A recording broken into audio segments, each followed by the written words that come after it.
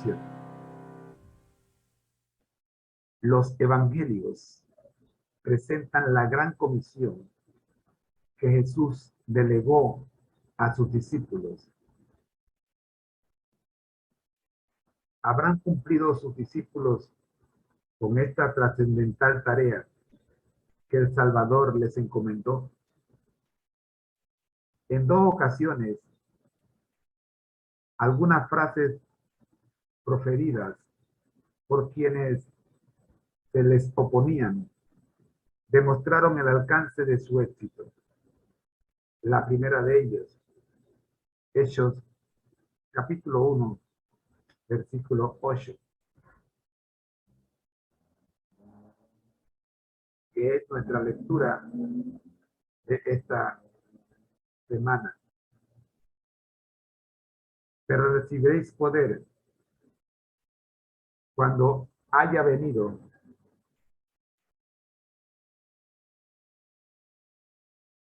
sobre vosotros el Espíritu Santo, y me seréis testigos en Jerusalén, en toda Judea, en Samaria y hasta lo último de la tierra. La otra se encuentra en Hechos 5, 28.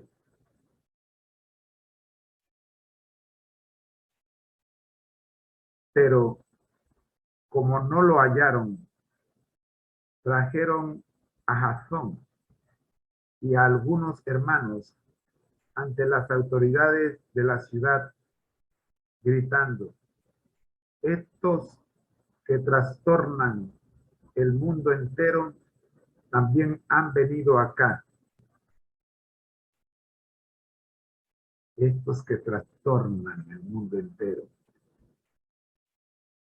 ¿Qué nos dicen esos pasajes respecto al compromiso que asumieron los discípulos de poner en práctica el mandato del Señor? Miremos la historia completa. Vamos a Hechos 5 primero. Pedro y Juan son perseguidos.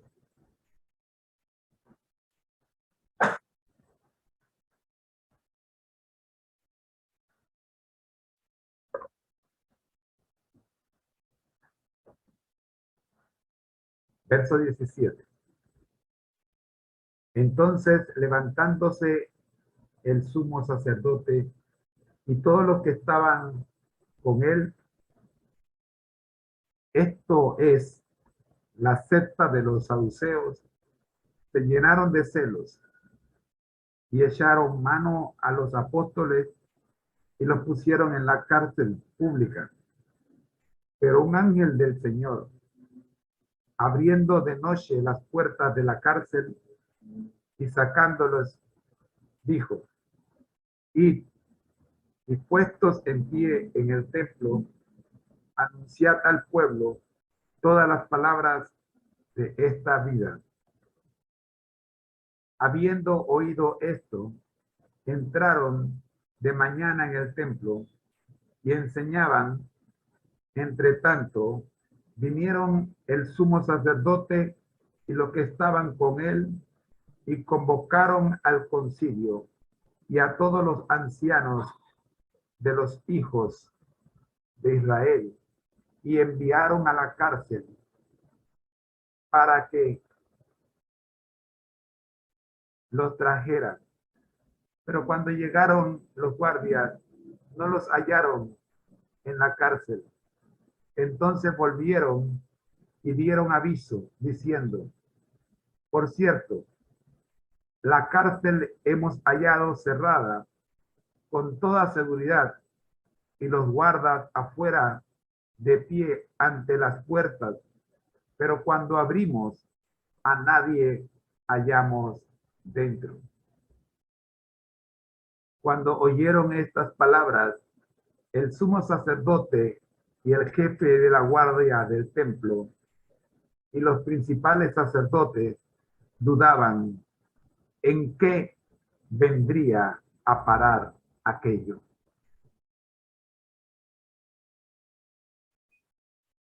Pero viniendo uno, les dio esta noticia: los hombres que pusisteis en la cárcel están en el templo y enseñan al pueblo. Entonces fue el jefe de la guardia a los guardias y los trajo sin violencia, porque temían ser apedreados por el pueblo. Cuando los trajeron, los presentaron en el concilio, y el sumo sacerdote les preguntó diciendo: ¿no os mandamos estrictamente que no enseñarais en este nombre? Pero ahora habéis llenado Jerusalén de vuestra doctrina y queréis echar sobre nosotros la sangre de ese hombre. Respondiendo Pedro y los apóstoles dijeron: es necesario obedecer a Dios antes.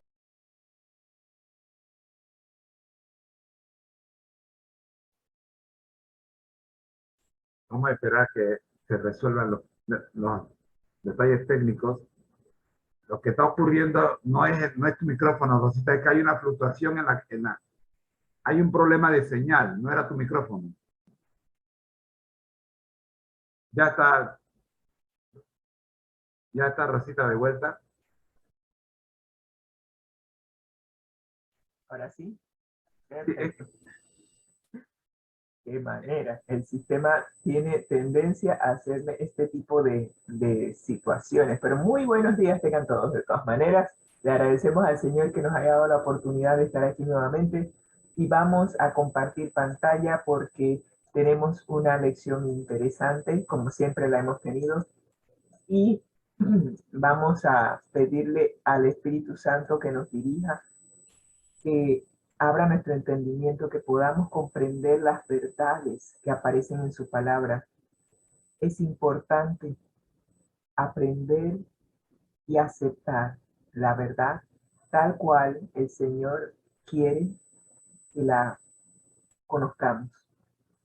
Y si nosotros abrimos nuestro corazón y permitimos que el Espíritu Santo sea nuestro guía, sea nuestra luz, que nos enseñe la verdad nos hará libres de todas las mentiras que el adversario de nuestras almas ha inundado el mundo. La descripción del soplo de vida. Usted notó que cuando una persona nace,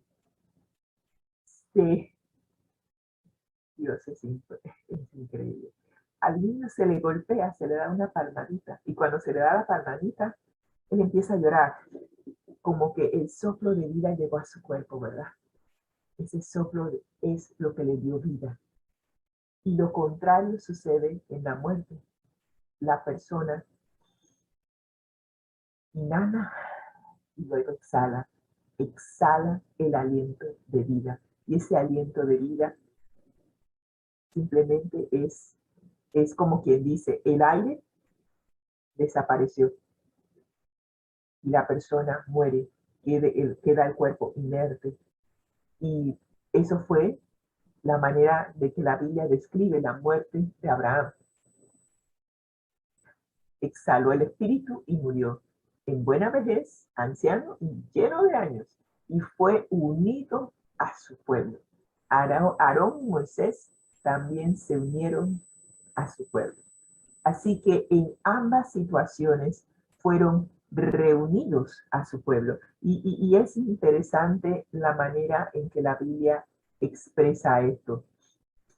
Cuando hablamos de ser reunidos a su pueblo, voy a dejar la expresión así porque a medida que vamos avanzando, vamos a profundizar en lo que significa ser reunidos con sus pueblos o descansar con los antepasados. Así que voy a leer los textos bíblicos y luego vamos a profundizar. se nos hace aquí la pregunta, ¿qué nos enseña sobre la naturaleza de la muerte el hecho de que tanto los reyes buenos como los malos terminaron en el mismo lugar al morir? Es simple. Todos nosotros estamos con esta sentencia de muerte. La primera muerte no es algo que tú y yo podemos evitar. Solamente tenemos dos personas que fueron trasladados y fueron trasladados al cielo sin ver la muerte. ¿Recuerdan a Enoch? Enoch vivió 365 años y fue llevado al cielo, nunca murió. Y tenemos a Elías, que también fue llevado al cielo en un carruaje. Así que estos dos personajes son los únicos que la Biblia dice que fueron llevados al cielo sin ver la muerte. Pero todos los demás estamos en dirección allá. Cada día que pasa, agradecemos a Dios por un año más de vida, pero también es un año menos en esta tierra porque nos vamos acercando cada día más a nuestro destino final. Así que ya sea que somos buenos o seamos malos, todos vamos a terminar en el mismo lugar, a menos que Jesús venga de nuevo y nos evite pasar por la muerte. Así que nos dice Segunda de Reyes 24:6, y durmió Joacim con sus padres y reinó en su lugar Joaquín su hijo. Y Segunda de Crónicas 32:33 nos dice, y durmió Ezequías con sus padres y lo sepultaron en el lugar más prominente de los sepulcros de los hijos de David, honrándole en su muerte todo Judá y todo Jerusalén. Y reinó en su lugar Manasés su hijo. Solo para su información, si usted estudia la Biblia, se dará cuenta que Manasés, hijo de Ezequías, a pesar de que Ezequías fue un rey al cual se le prolongó la vida, él había enfermado y él le pidió a Dios, el Señor le dijo, prepárate porque vas a morir, y él le pidió a Dios que por favor le diera unos años más. Bueno, en esos años más nació Manasés, y en esos años más él deshonró a Dios, y nació Manasés, uno de los reyes más crueles que ha habido en la historia de los reyes en Israel.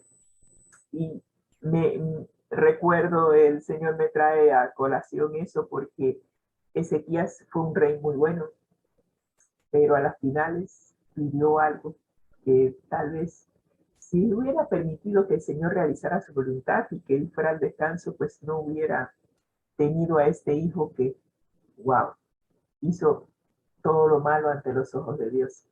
Y nos llama la atención de que no importa qué tipo de vida has vivido, todos vamos eventualmente a tener que morir.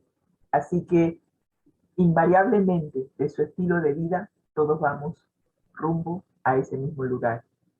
Otra forma de describir la muerte que nos presenta la palabra de Dios es mediante la declaración de que alguien durmió con los antepasados.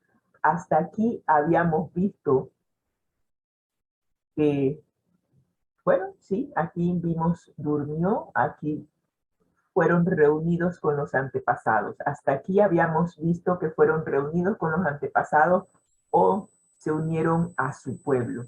Vamos a ver ahora otra expresión que es dormir con los antepasados. Reunido con su pueblo fue uno que vimos y ahora dormir con los antepasados. Y esta expresión se utilizó con David. Y durmió David con sus padres o con sus antepasados. La misma expresión se utiliza también para varios reyes hebreos, tanto fieles como infieles. Podemos identificar entonces dos aspectos significativos en el hecho de dormir o descansar con los antepasados. El primero es que tarde o temprano llegará el momento en que necesitamos descansar de nuestras obras y sufrimientos agotadores. El ser un ser viviente, un alma viviente, trae consigo lo bueno y lo malo.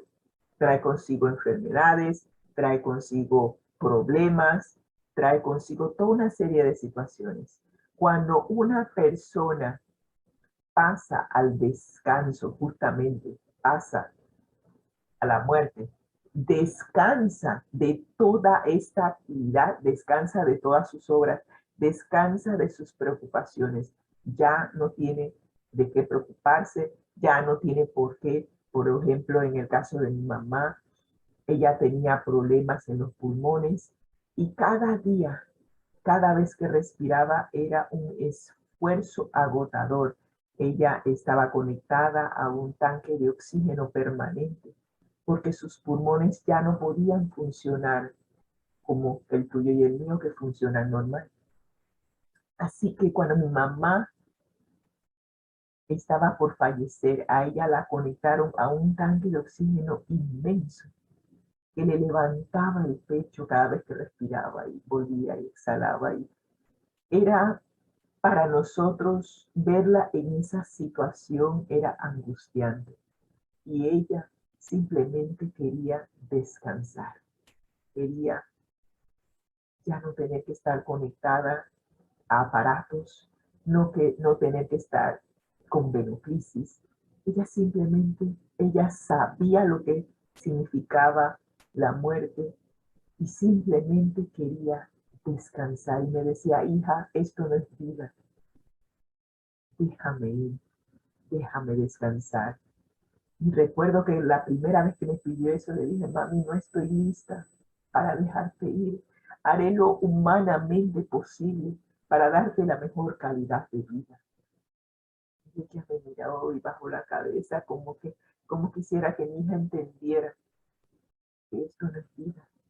Necesito descansar. Pero el Señor en su infinito amor y misericordia me preparó para aceptar su voluntad y aceptar que mi mamá finalmente fuera al descanso. Y recuerdo la última vez que la vi conectada a ese aparato, a ese respirador. Le dije, mami, aquí estoy. No te preocupes por papi, yo me hago cargo. No te preocupes por nada. Estamos bien. Y ella me sonrió porque sabía que ya estaba lista para dejarla ir. Y me dio esta gran sonrisa que es el recuerdo, el último recuerdo que tengo de ella. Dejamos el hospital y para cuando llegamos a casa, sonó el teléfono para avisarnos que mi mamá ya había pasado al descanso. Es necesario que nosotros, como seres humanos, también nos preparemos para dejar ir a nuestros seres queridos. Ellos, si están enfermos, necesitan pasar al descanso. Para ellos es un esfuerzo tratar de aferrarse a la vida. Es un esfuerzo y muchas veces doloroso seguir viviendo. Están sufriendo, pero se aferran a la vida en algunos casos porque no saben qué hay después de la muerte. Y es importante que cada uno de nosotros, mientras que esté vivo, mientras que esté saludable, aprenda qué significa la muerte. Aprenda que la muerte es simplemente acostarse a dormir. Permitir que el cuerpo regrese a la tierra y que el aliento de vida regrese a Dios que lo dio. Descansaremos hasta que Jesús venga por segunda vez y nos despierte, vuelva a soplar en nosotros aliento de vida. Y si tú hiciste este intercambio con Jesús, le diste tu sentencia de muerte y en su lugar recibiste la vida eterna, te levantarás con un nuevo cuerpo que ya no estará sujeto a la muerte e irás a vivir con Jesús para siempre. Nunca más volverás a experimentar la muerte. Así que te invito a prepararte, a aceptar lo que la Biblia nos enseña acerca de la muerte. Y si así lo haces, si haces ese intercambio con Jesús, créeme que si pasas al descanso lo harás con la plena seguridad de que simplemente vas a dormir. Todos nosotros nos acostamos a dormir y no tenemos miedo de acostarnos a dormir. No hay por qué temer de acostarse a dormir hasta que Jesús nos despierte. Así que los que mueren en Cristo pueden inclusive ser enterrados cerca de sus seres queridos, pero aún así no hay comunicación entre ellos, ya que en realidad la muerte es no existir, simplemente están sus cuerpos físicos que se desintegran y llegan a ser parte de la tierra. Permanecerán así hasta el glorioso día en que por un milagro recreador divino despertarán para reunirse con sus seres queridos que el Señor les bendiga ricamente. Amén. Amén, amén.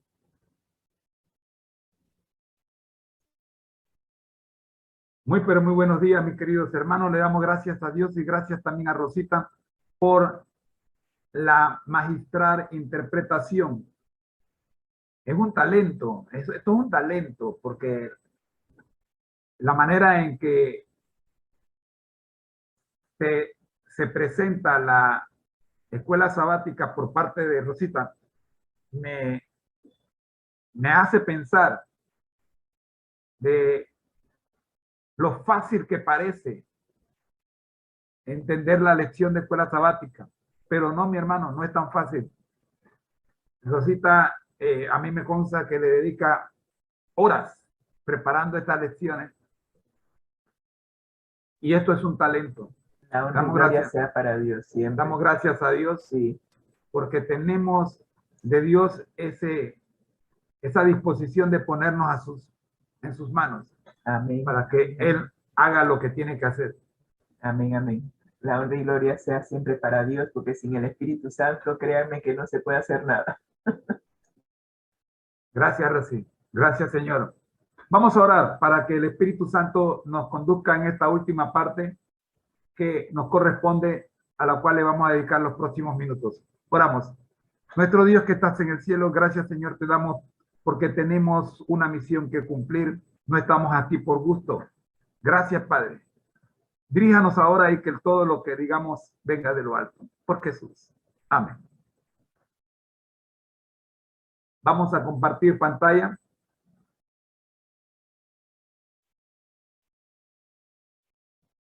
Estamos estudiando el capítulo 3 de el curso El Camino a Cristo. Y nos encontramos hoy con la tercera pregunta. Pero antes miremos el resumen 2.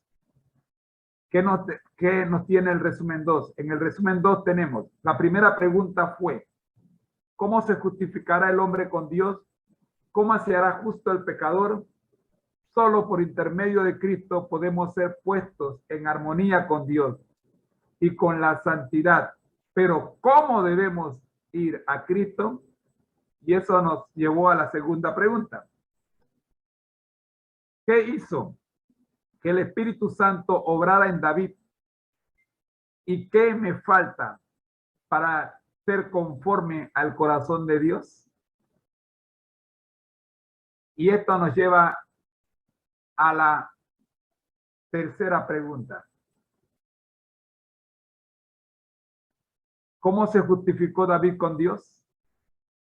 ¿Cómo se hizo justo David al grado de ser conforme al corazón de Dios? Y hoy vamos a ver la primera parte de esta respuesta, de esta pregunta. La respuesta, el arrepentimiento de David. Ocurrieron dos cosas. Primero, reconoció su pecado y se alejó del mismo. Y segundo, aceptó las consecuencias de su error hasta su muerte en victoria. Hoy vamos a ver la primera parte. Reconoció su pecado y se alejó del mismo.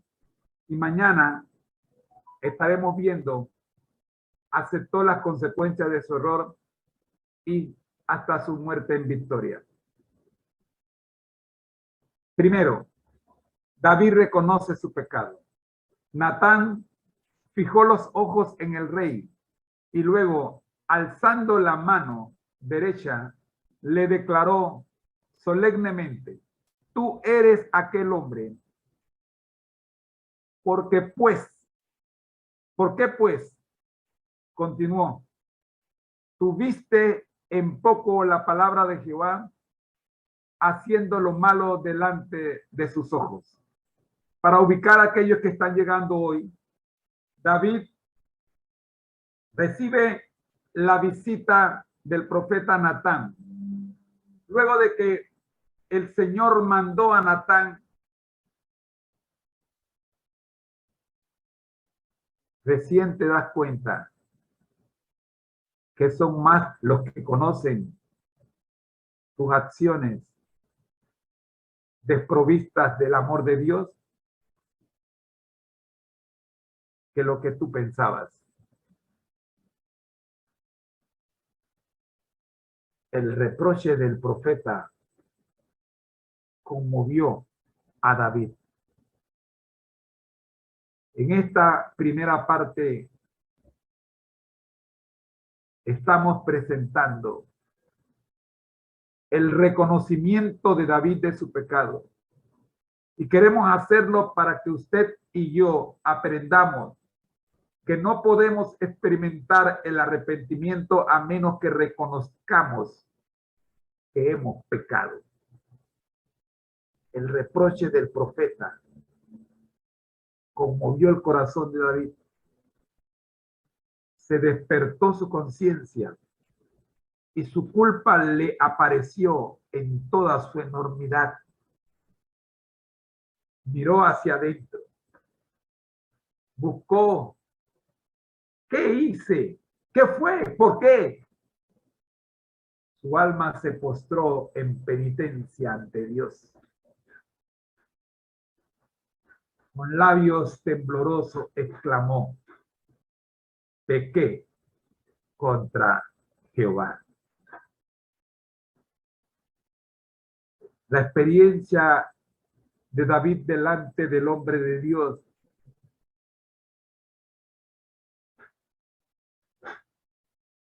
¿será que tú y yo la hemos pasado?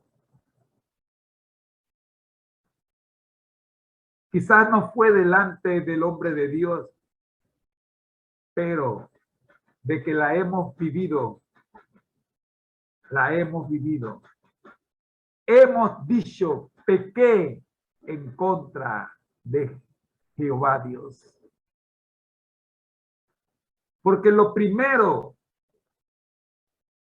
si queremos caminar en paz, es aceptar que hemos pecado contra Jehová.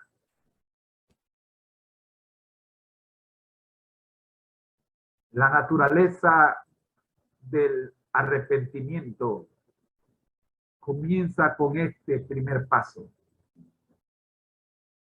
Pequé contra Jehová. Recuerda esta oración de confesión. Pequé contra Jehová. No fue contra la mujer de tu vecino. No fue contra tu vecino. Fue contra Jehová que pecaste. Pequé contra Jehová. Tu oración debe partir de aquí. Tu arrepentimiento debe partir de este hecho, para que Primera de Juan 1:9 tenga acción y tus pecados sean limpiados de todo tu corazón. David dice: pequé contra Jehová. Y usted y yo, ¿será que podemos escribir allí donde estamos? No en la red, no en el computador ni en el celular, sino en nuestro corazón. ¿Será que podemos escribir también pequé contra Jehová?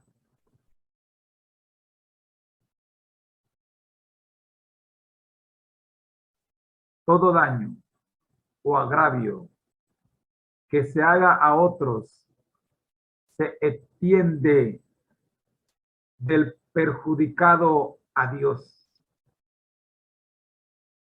David había cometido un grave pecado contra Urías y Betsabé y se daba cuenta perfecta de su gran transgresión. Pero mucho más grave era su pecado contra Dios. Aquel robo no fue contra Urías, le robó a Jehová. Aquello que estás haciendo contra tu hermano, no es contra tu hermano que lo estás haciéndolo contra Jehová.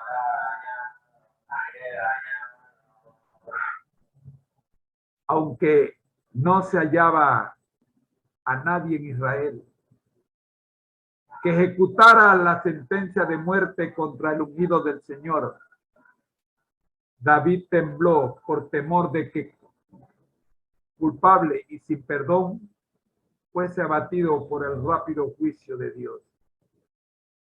La ley decía que el único que podía tomar venganza contra el rey por haberle robado su única oveja era Urías, pero Urías ya había muerto. Entonces nadie más podía vengar a Urías.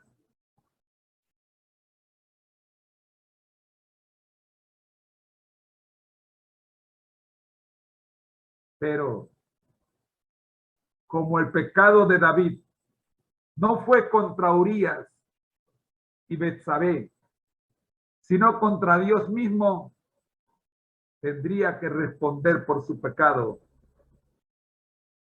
porque a Dios no lo podía eliminar del mapa. Y eso David lo sabía. Así que tembló por temor de que, culpable y sin perdón, fuese abatido por el rápido juicio de Dios. El problema de nosotros es que nos hace falta lo que a David le sobraba: temor reverente, reverencia al Dios Altísimo. David sabía que Dios era Rey de reyes y Señor de señores, y que aunque él fuese rey, él era una minúscula cosa ante el poderío del Rey de reyes y Señor de señores. Si bien era apenas el rey de un pueblo, por encima de él estaba uno que era rey del universo y que a él tenía que responder. David amaba a Dios y por eso le honraba, y sabía que sus actos lo habían deshonrado.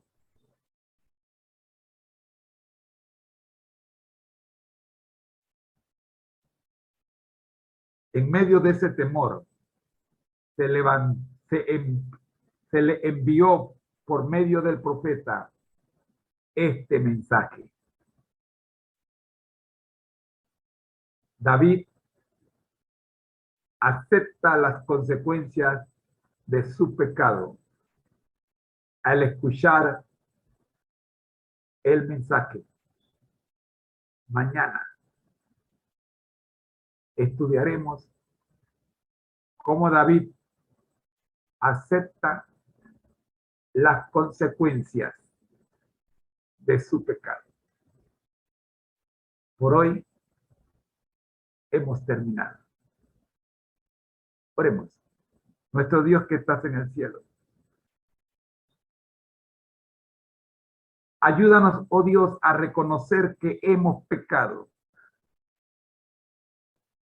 para que nuestro arrepentimiento alcance más allá del techo de la habitación donde lo hemos expresado. Que podamos reconocer, como dijo Pablo, que tanto el arrepentimiento como el perdón no salen del hombre, sino descienden del cielo al hombre. Gracias, Dios.